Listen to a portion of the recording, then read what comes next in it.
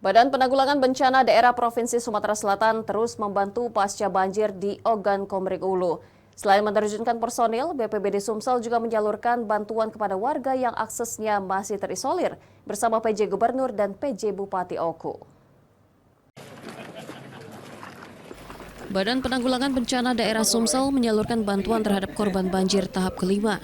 Selain menyalurkan bantuan bersama PJ Gubernur Sumsel Agus Fatoni, BPBD Sumsel juga memberikan bantuan perahu karet dan logistik terhadap warga yang masih terisolir bersama BPBD Oku dan tim Satgas Bencana. Dipimpin langsung Kalaksa BPBD Sumsel M. Iqbal serta pejabat Bupati Oku dan pejabat Gubernur Sumsel Agus Fatoni pada Minggu kemarin melakukan peninjauan langsung di beberapa daerah yang terdampak banjir. Hal itu dilakukan guna mempercepat penanganan pasca banjir, termasuk menyalurkan logistik dan mengevakuasi warga yang masih terdampak banjir. Ini merupakan tahap kelima bantuan yang kita berikan bersama dengan OPD lain.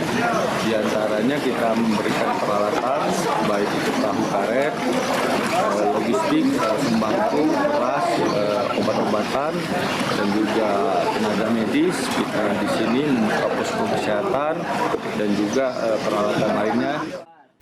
Sementara itu pejabat Bupati Oku Teddy Milwansyah mengungkapkan saat ini untuk rumah yang terdampak masih dalam pendataan untuk kepala keluarga sebanyak 1.800 lebih yang terdampak banjir jilid 2. Sekarang ini jumlah terdampak itu ada 10.800 kakak. Tapi nanti kita untuk rumahnya kita akan data lebih lanjut lagi. Cara masuk di laporan ada dari Longkiti, dari Ulogan, dari Semidang Haji, bahkan tadi ada dari Batu Raja Barat. Semuanya akan kita data dan kita akan masukkan tahun ini juga untuk dilakukan perbaikan. Dari Ogan Komering Ulu, Widori Agustino, iNews melaporkan.